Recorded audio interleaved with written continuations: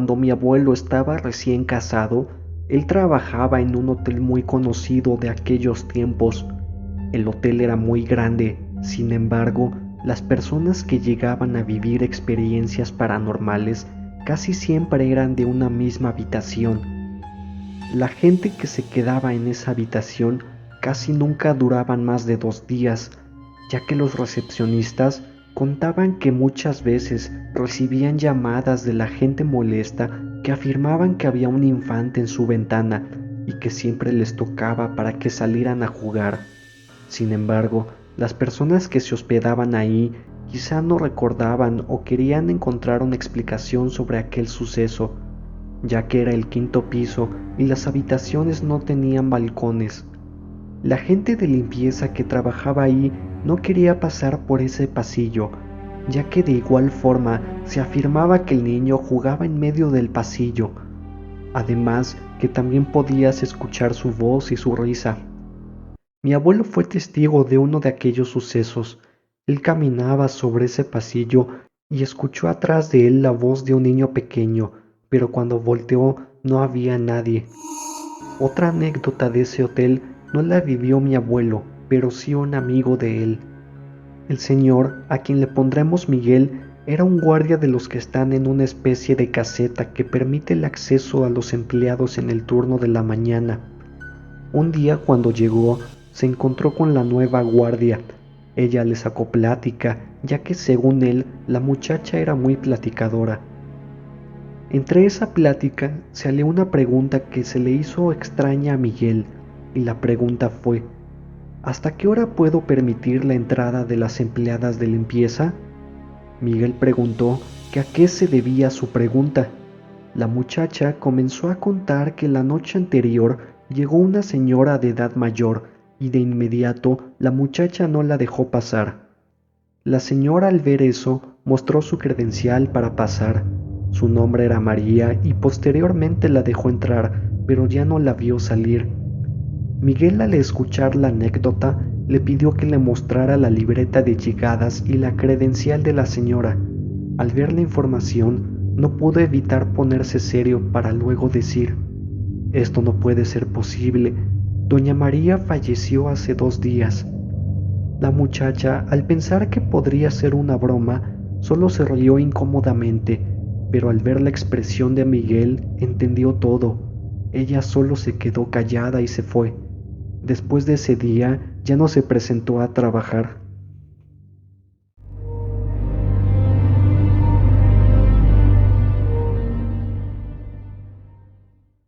Mientras trabajaba en prevención de pérdidas en un Sam's Club, obtuve la oportunidad de laborar como monitorista.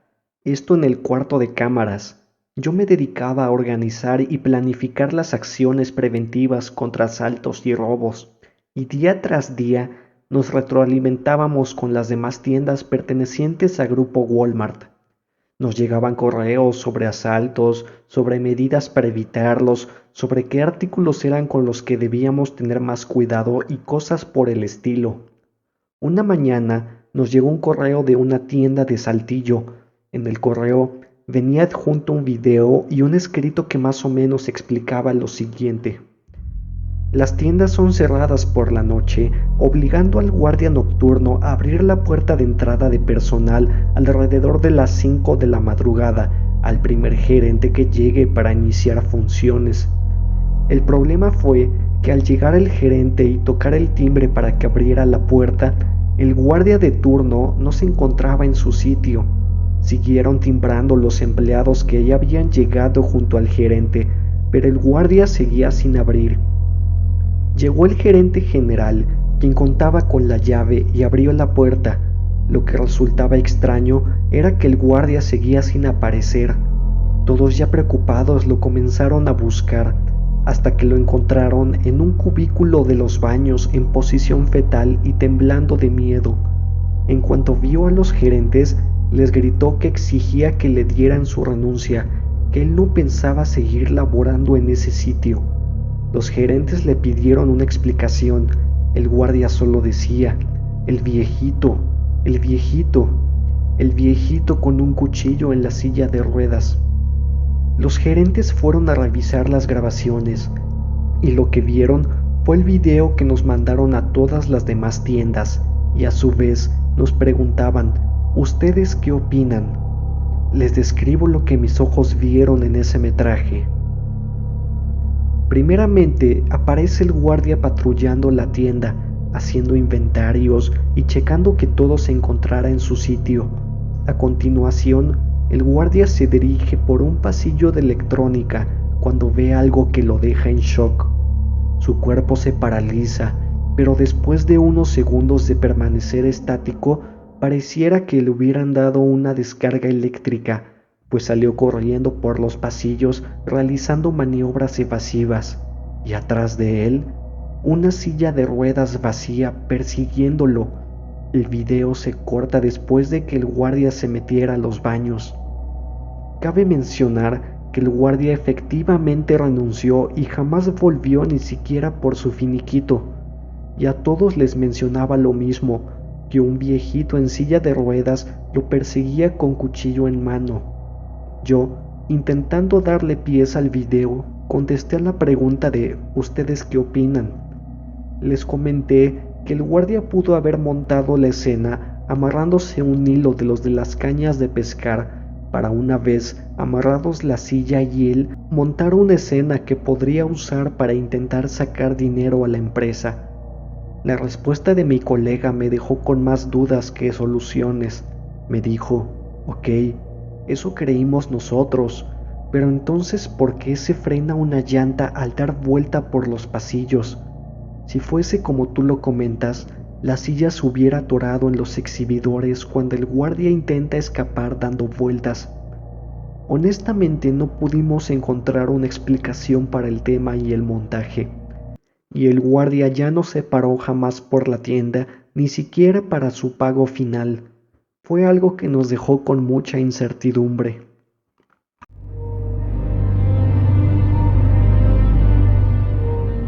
Nunca tuve la oportunidad de conocer a mi bisabuelo paterno. Aún así, mi tía abuela y yo siempre conversábamos sobre cuentos de terror y cosas paranormales.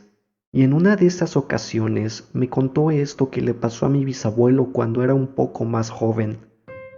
Mi bisabuelo vivía en la parte rural de una ciudad, en un pueblito donde todos se conocían, tenían sus cultivos, sus animales, etc. Durante ese tiempo, como todo en mil oficios, comenzó a trabajar de barrendero por las noches. Todo el grupo eran conocidos del pueblo con los que siempre se juntaba, así que salir y pasar un buen rato entre amigos era lo que más le gustaba. Pero a todo esto, los que tenían más tiempo ahí le hicieron una advertencia. Si ves a una mujer con ropa blanca, comienza a rezar y aléjate lo más rápido posible. Mi bisabuelo lo tomó como una broma, pero en todo pueblo siempre hay una que otra historia que tiene su trasfondo, y esta historia le hizo recordar que meses atrás hablaban sobre un par de chicos que habían desaparecido por culpa de la supuesta mujer. Fue entonces que en una de esas noches mi bisabuelo se quedó un poco más atrás que sus amigos y continuó barriendo hasta que sintió una especie de luz. Entonces mi bisabuelo volteó y ahí se encontró con la mujer, y según me dijo mi tía, la mujer se encontraba a unos metros de él y le hizo gestos a mi bisabuelo para que se acercara a ella. Él soltó su escoba y comenzó a rezar todas las que se sabía, así que solo tomó sus cosas, se volteó y se fue. Al día siguiente, ya temprano junto a sus amigos, fueron donde mi bisabuelo había visto a la mujer y se dieron cuenta que donde ella estaba parada era donde se encontraba el río. Si mi bisabuelo se hubiera acercado tan solo un poco, el río se lo hubiera llevado y nadie se hubiera dado cuenta, ya que en la noche el río se vuelve más violento y suena muy fuerte. Pero cuando esa mujer aparecía, era como si no escucharas nada más, como si fuera una especie de hipnotismo. Más tarde le contaron a mi bisabuelo que encontraron los cuerpos de los muchachos que habían desaparecido. Los encontraron río abajo. El problema era que nadie era tan tonto para lanzarse a un cuerpo de agua tan violento y con grandes piedras en medio de la noche.